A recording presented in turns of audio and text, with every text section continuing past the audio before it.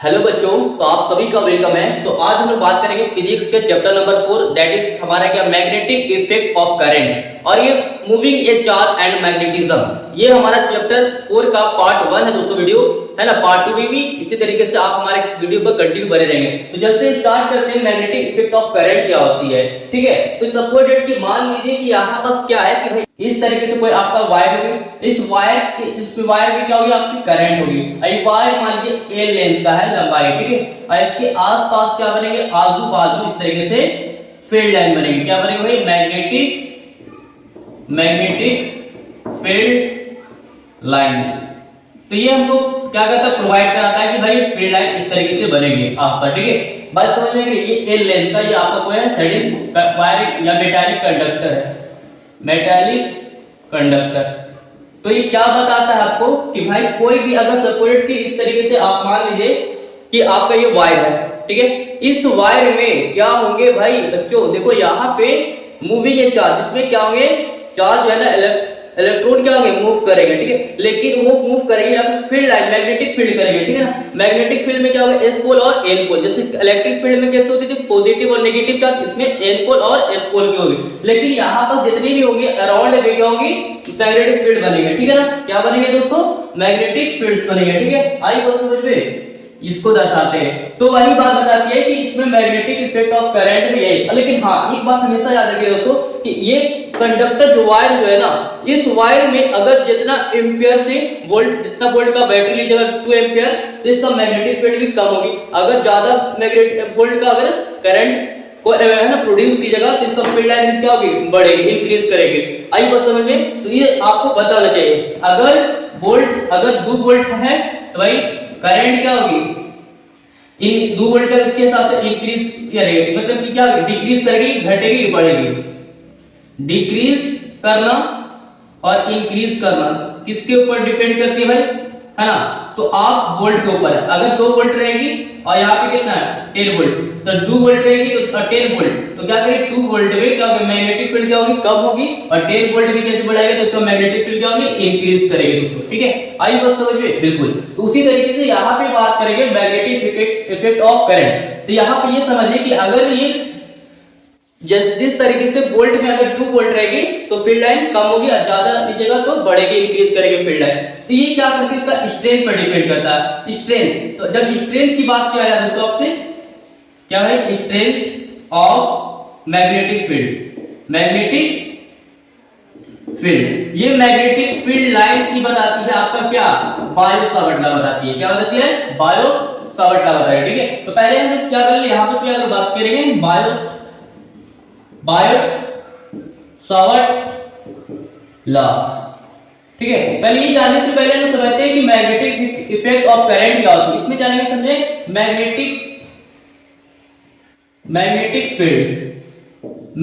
Field क्या होगी दोस्तों, ठीक है। तो देखिए आप देखिए द स्पेस क्यों बोले, क्योंकि यहाँ बीच बीच में क्या बन रही है सर, स्पेस बन रही है भाई, स्पेस, ठीक है। और ये क्या कर रही है, इसमें करंट हो रही है, इसमें क्या है करंट, यहाँ पे करंट I1 I2 से बढ़, तो उसी तरह space around carrying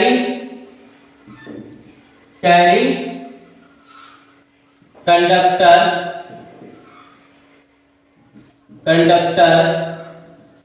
is called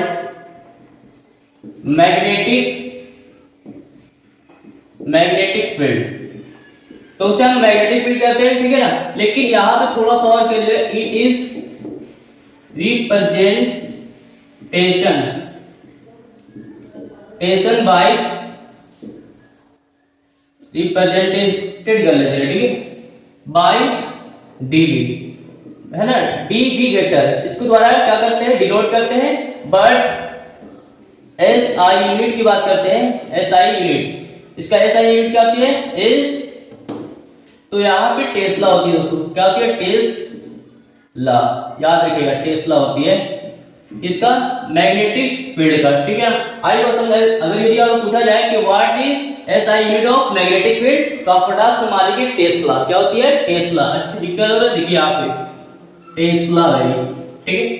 अब देखिए ये बायो सावर्ट लॉ क्या कहता है, कुछ भी नहीं, जितना मैग्नेटिक फील्ड के अकॉर्डिंग है ना, जिस तरीके से आप जितना वोल्ट बैटरी से है ना मतलब कि ट्रांसफर करेंगे इस कंडक्टर में करंट, तो उस तरीके से मैग्नेटिक फील्ड क्या हो रही है, उतना बढ़ेगा, छोटा बढ़ेगी, और जितना करंट बढ़ाने पर क्या होगा, इसकी मैग्नेटिक फील्ड ज्यादा होगी, बढ़ेगी। ठीक है, तो वही बात है, इसका स्ट्रेंथ पर ही डिपेंड करती है। ठीक है, तो क्या लिखेंगे, यहां पर लिखेंगे this law of this law यहाँ पे हेल्प के लिए, help to find the magnetic field strength at any point due to a carrying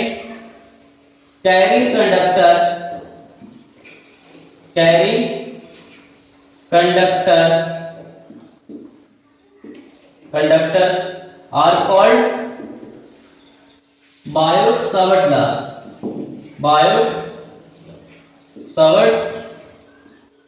उसे हम बायो-सावर्ट लॉ कहते हैं। ठीक है, लेकिन आपको है ना बायो-सावर्ट लॉ को एक्सप्लेन करने के लिए भी पूछा करते हैं 5 नंबर का। ठीक है, तो पहले आपको क्या देखिए, यहाँ पे कुछ डिफरेंट मतलब कुछ भी तो नहीं लिखा है, this law help to find the magnetic field strength. तो ये मैग्नेटिक फील्ड स्ट्रेंथ की सहायता से क्या कहता है, फाइंड कर सकते हैं इसको एट एनी पॉइंट, किसी भी पॉइंट पर, इस पॉइंट की वजह से स्ट्रेंथ जहां बढ़ रही है, अगर कम वोल्ट कर लीजिएगा तो मैग्नेटिक फील्ड कम बनेगी, ज्यादा लीजिएगा तो ज्यादा बढ़ेगी, इस तरीके से और बढ़ते जाएंगे, इस तरीके से मैग्नेटिक फील्ड। ठीक है ना अराउंड में, तो ये बात समझ में आई बिल्कुल। अगर समझ में आनी चाहिए, देखिए और क्या है कि अगर इसको प्रोवाइड कराना है, मैग्नेटिक फील्ड को है ना डेरिवेट करना है। ठीक है, यहाँ पे लिखना है कि भाई to derivate the Biot Savart law. तो ये क्या कहता है, ये बायोट-सावर्ट लॉ में देखिए यहाँ पर सिंपल है, अगर जिस तरीके से आप ये ले लीजिए, आपका क्या है भाई, इस तरीके से कोई वायर है, इस वायर मान लो कि ये एल लेंथ का है। ठीक है, ये पूरा एल था, तो ये छोटा करेंगे तो डीएल होगी, यहां से यहां तक। ठीक है ना, स्मॉल डी। ठीक है ना, small length of magnetic field, तो मैग्नेटिक फील्ड लाइन का छोटा होगा इसमें। ठीक है, उसके बाद इस पॉइंट पे क्या होगी, करंट भी तो होगी ना, इसमें करंट भी तो होगी, और यहाँ पर करंट, इसका डिस्टेंस मान लो पी पॉइंट पे मैग्नेटिक फील्ड निकालना है, तो इसका कितना आर डिस्टेंस पे है। ठीक है, और इस पे बताना है क्या होगा, समझ में आ रही कि नहीं यार बच्चों। तो यहाँ पर करते हैं, यहाँ पे डीवी निकालना है कि डी पॉइंट पे क्या होगी, तो यहाँ पे लिखिएगा सटा कॉस हटा साइन। तो यहाँ पे कि अगर सटा कॉस हटा साइन, तो यहाँ पे जो है ना साइन थीटा, अगर यहाँ पे थीटा ले रहे हैं साटा कॉस, तो यहाँ पे क्या होगा, हटा साइन थीटा होगा। ठीक है, याद रखिएगा। तो यहाँ पर समझिए कि ये फील्ड लाइन की वजह से समझ में आनी चाहिए। ठीक, तो यहाँ पे डिपेंड क्या करती है, बायो-सावर्ट लॉ किन किन बातों पर डिपेंड करती है ना, तो याद रखिएगा कि डीबी मैग्नेटिक फील्ड होती है वो प्रोपोर्शनल होगी क्या भाई, तो डीएल का मतलब स्मॉल, यहाँ पे ले small length of magnetic field line, तो फिर यहाँ पे क्या होगी, डीबी प्रोपोर्शनल करके होगी क्या चीज का, तो यहाँ पे करंट का भी होगी आई पर। ठीक है, उसके बाद डी मैग्नेटिक फील्ड क्या होगी, प्रोपोर्शनल होगा, फिर उसके बाद साइन थीटा भी होगी, और एक मैग्नेटिक फील्ड क्या होगी, यहाँ पे इनवर्सली प्रोपोर्शनल होगी, लेकिन यहाँ पे डिस्टेंस का आर स्क्वायर होगी, इनवर्सली होगी। ठीक है ना, इनवर्सली ऑफ है ना डिस्टेंस मीटर स्क्वायर का, लेकिन यहाँ पे थीटा क्या होगी, थीटा जो है वो थीटा और डिग्री, यहाँ पे बोल रहे हैं डिग्री जो होती है ना वो रेडियन की किसके बीच में, मैग्नेटिक फील्ड के बीच में होती है। ठीक है, और उसमें मैग्नेटिक फील्ड के बीच में लेंथ और फील्ड लाइन, किसका फील्ड लाइन, तो मैग्नेटिक फील्ड लाइन के बीच में क्या होती है, ठीक है। आज बात समझे, थोड़ा सा इरेज कर लो ताकि आपको पता चले आपको। ठीक है, करे है ना, देखिएगा। देखिए दोस्तों, यहाँ पे बात करते हैं आगे में कि भाई बायो-सावर्ट लॉ को एक्सप्लेन करना है। अब क्या करना है, देखिएगा सब में क्या ए टू जेड का आगे देखिएगा आपको ना सिंपल वे में। तो भाई ये जो है डीबी मैग्नेटिक फील्ड प्रोपोर्शनल होगी क्या चीज, सब में आई सब इंटू करके होगी आई डी एल फिर साइन थीटा, और ये क्या है इनवर्सली आर स्क्वायर, तो यहाँ पे आर स्क्वायर होगी, फिर डीबी होगी मैग्नेटिक फील्ड, ये प्रोपोर्शनल को अगर इक्विलिब्रियम लाएंगे कांस्टेंट हम इसको के बोलते हैं, फिर आई डी एल साइन थीटा बटे में आर स्क्वायर। यहाँ पे डीवी इज इक्वल टू की जगह तो इसको बोलते हैं म्यू नॉट बटा 4 pi v into I d l sine theta बटे में आर स्क्वायर। तो इस तरीके से आपको क्या गए प्रूव हो गए। लेकिन यहाँ ये समझिए कि वेयर म्यू नॉट इज क्या है वैक्यूम के लिए है दोस्तों, क्या होगी वैक्यूम। फिर बात और इसमें क्या होगी 4 पाई क्या होगी, इसका 4 पाई का आपका मान होगी, ठीक है 10 के पावर -7, ठीक है टेस्ला एम्पियर इनवर्स मीटर, ठीक है इतना होते हैं मान। और वैक्यूम का दिया रहेगा और इसमें आई करंट दिया रहेगा एम्पियर में, ठीक है। ये क्या डी लेंथ होगी, ये क्या sin थीटा डिग्री वगैरह, यहाँ पे डिस्टेंस वगैरह देखिए, ठीक है सिंपल। अगर मैं बात करूं थोड़ा सा देखिएगा समझिएगा। अगर सपोज डेट की मान लीजिए कि ये वायर था 10 मीटर का, ठीक है और उसके बाद यहाँ पे करंट क्या मान लीजिए 10 एम्पियर है। इस डिस्टेंस आर डिस्टेंस कितना है 10 सेंटीमीटर का है और पी पॉइंट हो जा रहा है। इस पॉइंट से मैग्नेटिक फील्ड पी पॉइंट पे कितनी होगी। लेकिन इसके अलावा आपको क्या होगा थीटा वगैरह भी दे देगा, बोलेगा कि बताओ भाई थीटा अगर 30 डिग्री है या 90 डिग्री है, ठीक है तो निकालने के लिए आपको बताया तो आपको सिंपल वगैरह निकाल सकते हैं। और यहाँ पे दे देगा है ना वैक्यूम का दे देगा, तो आप आसानी से बैठा सकते हैं। एम्पियर दिया हुआ मीटर दिया हुआ है, लेंथ का साइन थीटा वगैरह भी बैठाएगा, आर डिस्टेंस भी दे दिया सबसे बैठाएगा, तो इसी वे में आप निकाल सकते हैं, ठीक है। लेकिन मैं एक बात थोड़ा सा कहना चाहता हूँ दोस्तों, देखो एक और समझ लो यहाँ पे, ठीक है तो इसको समझ में आ गई ना बात को, यहाँ पे समझिएगा, ठीक है ये तो बात समझ में 10 के पावर 4 पाई का वैल्यू कितना होगा 10 के पावर 7 टेस्ला एम्पियर इनवर्स और मीटर इनवर्स, ठीक है ये सब होती है याद रख लो, ठीक है। देखिए दोस्तों अगर कभी आपको पूछा जाए बताओ हुए बच्चों कि अगर सपोज कि ये आपका कोई वायर है, ठीक है और ये बीच पॉइंट पे यहाँ से ज्यादा डिस्टेंस में आर का है, तो यहाँ पे पी पॉइंट पे क्या होगी ये करंट आई है, तो सबसे ज्यादा ऊपर वाला की ज्यादा होगी कि नीचे वाला पे हम इसके बात। लेकिन एक भैया बताइए कि पी पर ज्यादा डायरेक्शन ऑफ यहाँ पर देगा, क्वेश्चन आपसे पूछा जाएगा कि बताओ भाई पहला क्वेश्चन में कि डायरेक्शन ऑफ मैग्नेटिक फील्ड तो एक पी पर इधर मान लो की पॉइंट पे मैग्नेटिक फील्ड क्या होगी, ठीक है ना। ये आपका क्या था कोई वायर था, तो इसमें आई करंट थी, इसमें बताया क्यू पॉइंट पर क्या होगी मैग्नेटिक फील्ड इनवर्ड होगी या आउटवर्ड, क्या क्या भाई हमने बताया इनवर्ड या आउटवर्ड होगी। क्या चीज भाई तो मैग्नेटिक फील्ड की बात, ठीक है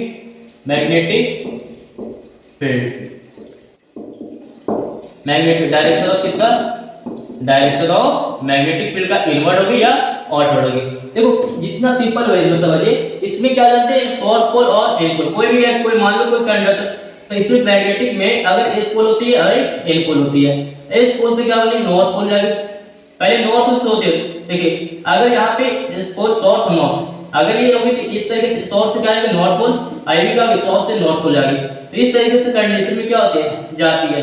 अगर ये देखना है कि इसमें क्या होगी रिप्लेस करेगी है ना, रिपल करेगी या अट्रैक्ट करेगी। हमें पता है ना कि इसमें हम मैग्नेटिक फील्ड इलेक्ट्रिक फील्ड में जाते थे कि अगर एक जैसे क्या होगी चार्ज वगैरह होती थी ना, तो क्या होते थे रिपल्स करते थे, याद है ना क्या करते थे दोस्तों रिपल्स, और अलग अलग फोर्स के लिए जाती थी क्या होती चार्ज के लिए तो अट्रैक्ट करते थे अट्रैक्ट, ठीक है। तो उसी तरीके से यहाँ पे भी क्या होगा यहाँ पे पता चलेंगे कि एस पोल और एन पोल, ठीक है तो यहाँ पर समझ में आनी चाहिए, ठीक। अब देखना कि जिस तरीके से आप क्या है इसी में हमने बात करेंगे ना क्या है तो राइट, इसमें भी बता रहे हैं कि राइट हैंड थंब रूल के बारे में भी डिस्कस करेंगे। दो क्वेश्चन इंपॉर्टेंट है, देखो सिंपल है कि आप अगर यदि आप ये जो फिंगर निकालने के बाद ये जो थंब जो है ना, जिस थंब पर अगर जिस डायरेक्शन में और एक फिंगर कर्व जो लाइन है ना, कर्व फिंगर जो है वो जिधर से संकेत करती है, ये वाला क्या है इधर से पूरा चिकनाहट वाला, अगर इस तरीके से जहां पर वेव थंब है इस तरीके से करंट रखो और हम क्या निकालते हैं पी पॉइंट पर, ये पी पॉइंट पे ये अदर आर्म फिंगर जो है ऐसे होनी चाहिए, ठीक। तो बताओ ये क्या होगी इन्वर्ट हो रही ना, जिस तरीके से ये समझो कि टीका लगाओ, जैसे बटन दबा करके बोर्ड देते हो ना, ये टीका लगवा ऐसे रखो, थंब रोल को क्या करंट पे ऐसे रखना और बाकी सब ऐसे रखना, तो क्या होगी इनवर्ट। तो पी पॉइंट पे क्या होगी भाई पी पॉइंट पे हमारा क्या होगी इनवर्ट होगी, क्या होगी पी पॉइंट पे मैग्नेटिक फील्ड क्या होगी इनवर्ट होगी, क्या चीज की डायरेक्शन ऑफ मैग्नेटिक फील्ड का, ठीक है। अब तो अगर P पॉइंट हो गया, अगर Q पॉइंट पे क्या आते हैं तो क्या होती है बताओ। अब देखो इसको इधर रखना चाहिए, वापस अब उंगली ये वाला क्या होगी इधर ऐसे होनी चाहिए, ठीक है ऐसे होनी चाहिए ना। तो ये जो थंब जो है ना वो करंट को किधर डायरेक्शन कर रही है, तो वो आपको करंट उतार रही है, कर उंगली जो Q की ओर ऐसे, तो क्या हो गया आपका Q पॉइंट पे आउटवर्ड होगी, आउटवर्ड होगी है ना, direction of magnetic field at point क्या Q पर क्या होगी आउटवर्ड होगी, और P पॉइंट पे क्या होगी इनवर्ड होगी। समझ में आया बच्चों? बिल्कुल। अब जो है हम लोग बात करेंगे कि भाई एक्चुअली अगर पूछा जाए कि आपको राइट हैंड थंब्स रूल में इसका अगर डिफिनेशन वगैरह की बात बताया जाए तो आप कैसे लिखेंगे, ठीक है? तो सिंपल वे में लिखाएगा, देखिए यहाँ पे हमेशा क्या है, थंबनेल को हमेशा करंट की ओर लगाना है, ठीक है? हाँ, अरे यहाँ पे क्या होल्ड द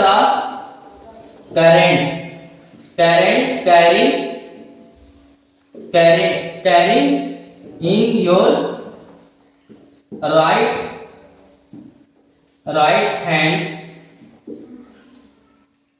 तो क्या है कि इसमें होल्ड में पकड़ेंगे भाई किसको, राइट हैंड से पकड़ेंगे करंट को इस तरीके से, मतलब राइट हैंड से पकड़ेंगे इस तरीके से ना वायर को पकड़ने के बाद क्या करेगा, राइट हैंड पकड़ते हैं तो करंट देखो यहाँ पे, फिर यहाँ पे इन सच ए वे इन विच सच ए वे thumb in the point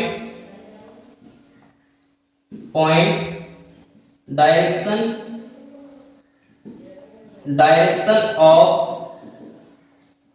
current but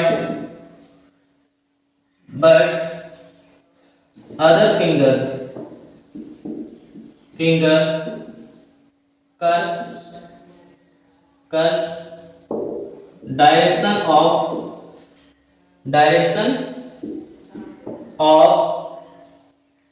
magnetic field,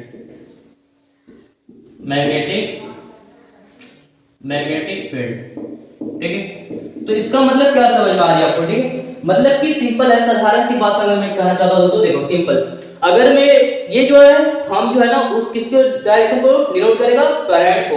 तो करंट को जिस तरीके से ऊपर करें तो यहाँ पे बात वही है कि राइट हैंड थंब में क्या होता है कि hold the current carrying in your right hand से किसी भी कंडक्टर को पकड़ेंगे तो इसमें क्या होगा, इन विच सच ए वे, इस तरीके से thumb in the point direction of current. तो थंब जो है डायरेक्शन किसको करेंगे, करंट को करेंगे, बट अदर जो फिंगर्स होंगे वो cast the direction of magnetic field, और बाकी जो है वो फिंगर्स तो करेंगे ना वो मैग्नेटिक फील्ड को। समझा ना, ये मैग्नेटिक फील्ड, सब बताया ना मैंने आपको, मैग्नेटिक फील्ड है, ये क्या है आपका करंट है, थंब जो है ना वो डैडी।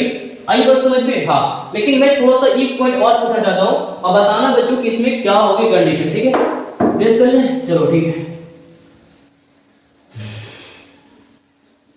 कभी कभी आपसे पूछा जाता है तो आप घबराएंगे नहीं, तो पूरा रेडी बना के आएगा, ठीक है? लेकिन हाँ दोस्तों, मैंने जिस तरीके से बारिश से सब चलाया ना तो आपको 5 मार्क्स से इधर 5 मार्क्स पूछे जाते हैं सवाल में बोर्ड में, तो आप छोड़कर नहीं आएगा, ठीक है? 5 मार्क्स। देखो अगर पूछा जाए कि बताओ बच्चों कि अगर ये कोई करंट यहाँ पे क्या वायर में करंट है एस पे पी पॉइंट, यहाँ पास इस पॉइंट पे मैग्नेटिक फील्ड क्या होगी, तो मैग्नेटिक फील्ड बताएगा हमेशा क्या होती है ऊपर के लिए ज्यादा होगी, कहां तक जाएगी नहीं तो पता नहीं, तो मैग्नेटिक फील्ड क्या होगी इसमें, मैग्नेटिक फील्ड लाइंस के लिए क्या होगी, मैक्सिमम होगी, मैक्सिमम, ठीक है?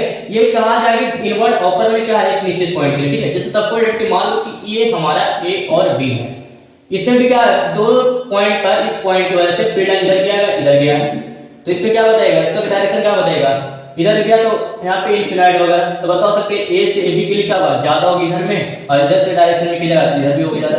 तो यहाँ पे अगर चतुर्भुज के रूप में बताया जाए ए बी सी डी, तो बताओ इसके वजह से कहा जाएगा, अगर ये डी पॉइंट पे है ए सी डी बताइएगा, और अगर ए बी की वजह से बन रहा है यहाँ पे ए ई बताइएगा, और डी सी की वजह से बन रहा है तो यहाँ पे बी बी सी नहीं बताएगा, बल्कि छोड़कर इधर क्या बताएगा एफ बताएगा। उसी तरीके से ये सब समझ में आ जाएगा, ठीक? इतना समझ में आए दोस्तों, समझ में आए तो क्या बताएं हमें कमेंट बॉक्स जरूर बताएं। फिर मिलते हैं नए पार्ट वीडियो 2 के लिए, ठीक है? Okay, thank you.